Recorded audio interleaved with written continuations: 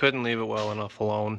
I did some more measuring, and these ears here are actually about 1.5 inches lower, and a little bit of a different, but probably about a 4 to 7-ish degree difference in the angles that they are from the axle than the old axle. So it was twisting the bushings really bad, and I didn't really like how it was, and the pinion angle was absolute shit. So I took them out, got the axle, put it ride height, and clocked the way I wanted it, leveled, centered, square, whatever. And I cut them in half, and then I put the two halves back in, clamped the top straight, and then scabbed some shit together in there to hold them back together again. Like I said, these are temporary. I want to get the drivetrain worked out, and then we're lifting it, and these are all getting changed anyway. So, yeah, I forgot to film any of it because it's late and I didn't really think of it. But, yeah, then we're back in there. Now I can get some axle shafts, get the shocks mounted, brake lines figured out, and make a drive shaft. We'll keep trucking along. Alright, there we go. I made some nice little shock mounts. Pretty quick and simple. Now I think I'm going to do the brake line, and then it'll be on to making the drive shaft. Yeah, here we go. Alright, so making a drive shaft. Let me show you what I got going on here. So, where this weld is right here, I'm going to cut right along the middle of that weld, and this piece is recessed into the pipe underneath it. I'll show you that when I get it apart. Once I get cut through that weld, I'll knock this off and I'll clean this surface up real good, put a little bevel on it. I'll cut the pipe back, which I got to cut 3 1/8 inches off. That'll give me my length. And I made this mark on here. I took a piece of angle iron, set it up on there so it's nice and straight, lined it up with the center of that, made my mark, so that way when I shorten it, I can line that back up with the center line again. And I know a lot of you are going to say, oh, it won't be balanced, and that you should have a professional do it. Nah, fuck that. I don't have the money for that. You guys need to live a little. So, you know, try it yourself at your own risk, or pay a professional to do it. It's up to you. But I'm going to keep on doing what I'm doing here, and I'll bring you along as I go. Here's what that piece looks like on the inside. I don't know if you can tell on camera, but you can see it kind of flares out a little bit when you press it in there. But so yeah, I'll cut this back, clean this up, pop it back in there, and then I'll show you how to make sure it's straight. I got her pounded in there. You can see there's a little flare to it there. Just got it tacked on for now, but it had then occurred to me that I can't straighten it until I get the U-joint to adapt this to the 8.8 in the car now. So I ordered the correct U-joint. It was a bastard joint that goes from a 1330 GM style light duty U-joint to a 1344, I think it's called, 8.8 flange U-joint. I might have those backwards, but anyway, you get the point. Got the adapter U-joint coming, should be here end of the week, and then we can finish this up.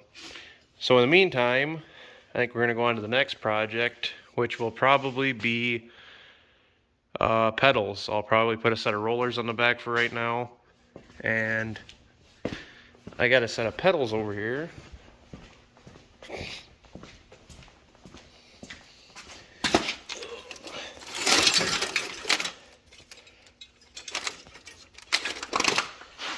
These are F-body Camaro pedals. They were $10 at a junkyard, so we're going to try and make these work. I got a master cylinder around here somewhere too out of an F-body. So yeah, I'll get it down on the ground and away from the hoist, and that'll be the next thing. On to the pedals. Alright, let me show you guys what I got going on here. This is the pedal from out of the car. And these are those F-body pedals. So on those, this mounting surface here was much shorter. So I just welded some angle iron onto it, ground the welds down on the back side. And now they're the same as that. And then this has got the support up top here. And it was in the wrong spot on this one. So I cut it off, I'm going to put it in the car, and then I'll probably just lop the one off of that and weld it on because it'll rise up like this. But I got to put it in the car so it gets put in the right spot. And then the F-body also had these on here that went to the floor. I think I'm going to put it together with just the support up here, see how it is, and if it deflects a lot, then I'll probably add some kind of supports in there. But yeah, I'm going to try and wiggle it back in the car and keep on going. Alright, there we go. Got a Caprice with 3 pedals. I had to do a little bit of clearancing up here. I had to knock a little bit off of that to get it up in there. And I had to, I think what it would have been the clutch safety switch spot, I had to knock that off, which we don't need clutch safety, it's fine. But yeah, then the brake pedal line back up. If I can get it popped down there. So that goes on there, just need to get a clip. And now I just need to get a clutch master cylinder and figure out where that needs to go. So that'll be more parts I gotta order. I think while I'm getting parts for that, I'm going to work on the shifter. I want to try and make some sort of a short throw shifter with a like a joint back here with a stick, and then it goes up here and you can change the ratio so it shifts shorter. So I think what's probably what we're going to be working on next is getting the shifter figured out.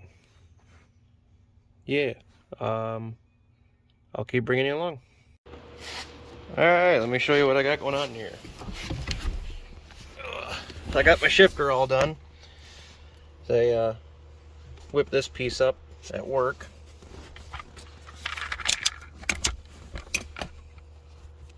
The center piece here and then the end piece. All that is the stock shift lever ground down with a piece welded to it and a hole drilled in it. And then this is a crude double barrel shotgun that I made when I was like 19. That was in my 70 C10. So I figured it's pretty fitting to go into this car.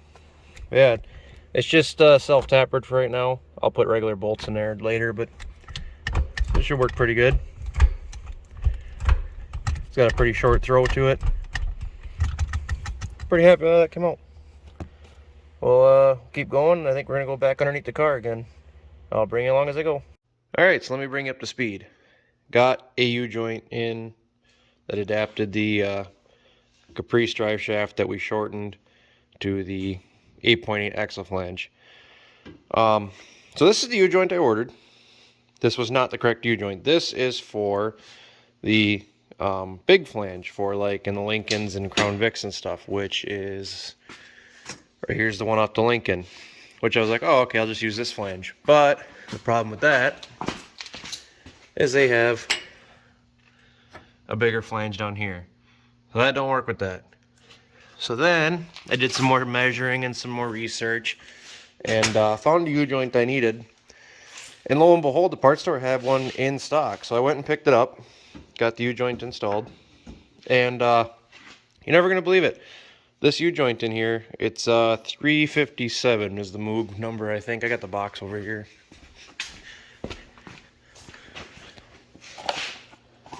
Oh, 372.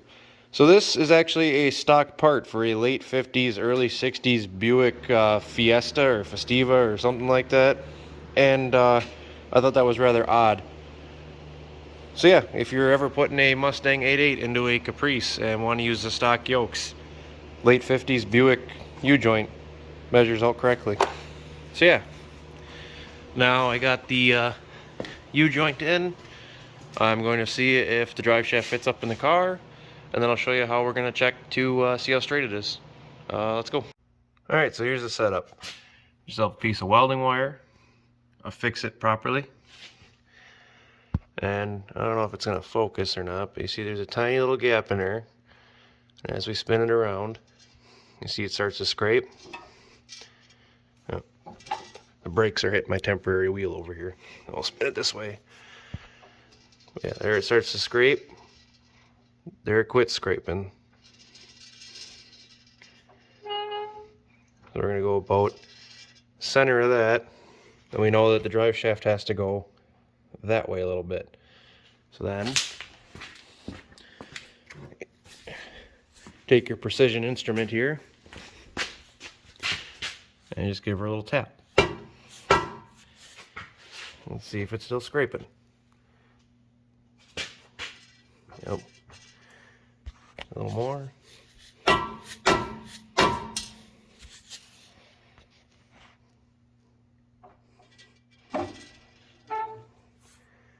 And that's basically the gist of it. You just keep going round and round and round like that until you get it pretty straight. Tack it up as you go in a couple of spots so it stays, and then once you're done, weld her up solid.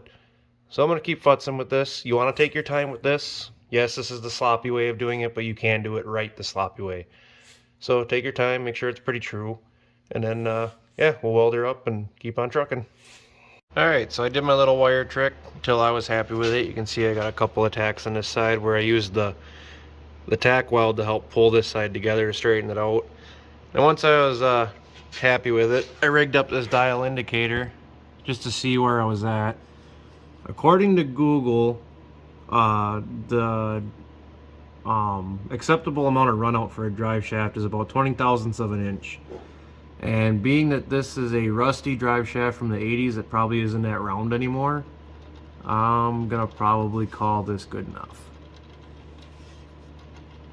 It might have touched 25 there for a minute. It might not be perfect on 0, but there's a lot of rust pits in there that it keeps dropping down into. So I'm just gonna call that good enough. So now we got it straight, I got it tacked up. I'm gonna take it down, clean it up real good, and put a good weld on there. Either I gotta buy more gas or just take it over by my pop's place and use his welder, and yeah, then the drive shaft will be done. Then we can move on to the next thing, which is going to be probably finishing up pedals, buttoning up the shifter, and then I got to order the flywheel and clutch kit and all that. So yeah, we're going to keep trucking right along, and hopefully in the next couple of weeks, month, you know, before the end of winter, we'll be able to drive this thing. Alright, got her boogered on there. Yeah, gonna have to ignore the weld quality. Not used to using the old man's machine. Also ignore that grind spot right there. I was using his hood, couldn't see fuck all out of it and missed completely. Had to grind it off and re-weld underneath it.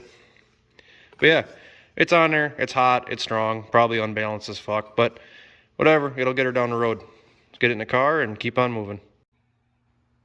Alright boys, got the 5-lug conversion done, got these out of 80s Rangers, thanks to Nakusa Auto, and you know, it got the diff cover painted up red there, so you know it's a fully built rear end now. But yeah, I just got to order some drums and pads for this. Now will be standard 80s Ranger parts for brakes in the back if you're doing this swap. But yeah, that's all done there. Get brakes and pads, and then rear end is done. And well, I say done, but it's done in its current form. And then we'll revisit it again when we lift the car. But for right now, done.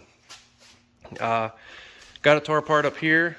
Took the fender out so I can get up in here and figure out where the clutch master has to go. I think what I'm going to do there is just go out to the junkyard and going to go up in the master, because I robbed the pedals out of a IROC Camaro, and I got all this stuff disconnected on that one out in the yard. So I think I'm going to go out there, I'm just going to cut around where the master is and down where the the clutch master is, and then I can use that as a template so I get that in the right spot and I'm not messing around with that. So I'll have to make a yard run one of these days again. And yeah, we're trucking right along. Got to get parts ordered for the clutch, and I can get that put together. And hopefully here shortly, we'll be driving it down the road. And then once all the mechanical stuff is kind of taken care of, then we can start doing the fun stuff like lift and lights and all the stuff that makes it a gambler. So I think I'm going to call that a video for now, because I'm going to be waiting on parts showing up. Yeah, so for everybody that's followed up to this point, and you know, thanks for bearing with me through the boring stuff here. We'll get to the exciting stuff pretty soon when we lift it and put crazy lights on it and make it look cool. Then we get to use it. That's going to be the most fun part. But But yeah, that's going to be it for this video. Like, comment, subscribe if you want to see this thing come along. We will get back on that eventually. I just took priority over this because I'm going to be using this a lot this coming summer. I also want to drive that too, but this is going to be probably the main rig. Also ordered some parts for this thing. I got a cam and stuff coming for that. Ended up flattening the cam lobe. If you've seen the other video, we patched the engine back together and didn't work out so great. So yeah, I got a high energy thumper cam coming for that, new lifters again. We're going to try and fix it the right way this time, and that'll probably be a little video. But yeah, thanks for everybody for watching, and see you next time.